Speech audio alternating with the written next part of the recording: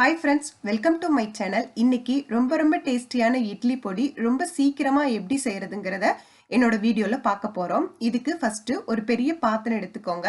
பாத்திரம் கொஞ்சம் சூடானதும் 2 இல்லனா 3 ஸ்பூன் நீங்க ஆயில் விட்டுக்கோங்க. இப்போ எண்ணெய் சூடானதும் இந்த கப் அளவுக்கு 1.5 கப் அளவு நான் உளுந்து எடுத்திருக்கிறேன். எந்த கப் எடுத்திருக்கீங்களோ அந்த அளவு வந்து கடைசியும் கரெக்டா இருக்கிறதுக்காக அதே கப்பை நீங்க மெயின்டைன் பண்ணுங்க. இப்போ 1.5 கப் எடுத்திருக்கனால இதுக்கு 3/4 கப் அளவு நான் கடலைப்பருப்பு ஆட் பண்ணியிருக்கிறேன்.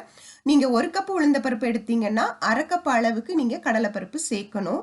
ஃபர்ஸ்ட் இதை ரெண்டுத்தையும் கொஞ்சம் வறுக்கணும். இது கொஞ்சம் வறுத்த பிறகுதான் நீங்க அடுத்த இன்கிரீடியன்ட்ஸ் சேர்க்கணும். மேக்ஸிமம் ஒரு 5 to 6 மினிட்ஸ் ஆகும்.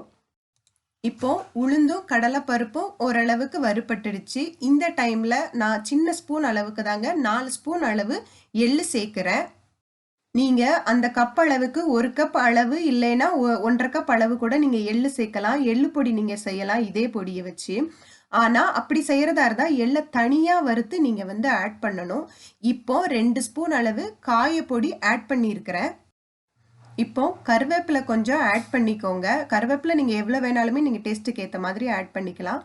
அதே மாதிரி காரத்துக்கு ஏத்த மாதிரி காஞ்ச மிளகாய் ஆட் பண்ணிக்கோங்க. இதை எல்லாத்தையுமே சேர்த்து நீங்க வறுக்க ஆரம்பிக்கணும்.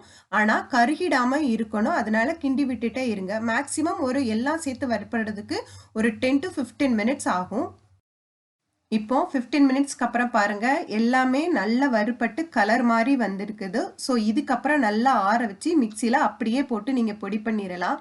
நீங்கள் எள்ளு நிறைய சேர்க்கணும்னு நினச்சிங்கன்னா தனியாக வறுத்து ஆட் பண்ணிக்கோங்க. இதில் கம்மியாக சேர்த்துருக்கிறதுனால நான் அப்படியே வந்து மிக்சியில் போட்டு பொடி பண்ணிடுவேன்.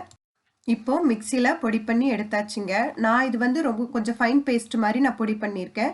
சில பேருக்கு கொஞ்சம் நரன் மணல் மாதிரி இருந்தால் பிடிக்கும். ஸோ உங்கள் டேஸ்ட் எப்படியோ அந்த மாதிரி நீங்கள் பொடி பண்ணிக்கோங்க. ரொம்ப டேஸ்ட்டாக இருக்கும். ஸோ இதே மாதிரி நீங்களும் வீட்டில் ட்ரை பண்ணி பாருங்கள். எப்படி வந்ததுன்னு கமெண்ட்டில் சொல்லுங்கள். இந்த வீடியோ உங்களுக்கு பிடிச்சிருந்துன்னா லைக் பண்ணுங்கள், கமெண்ட் பண்ணுங்கள். மறக்காமல் என்னோட சேனலை சப்ஸ்கிரைப் பண்ணுங்கள்.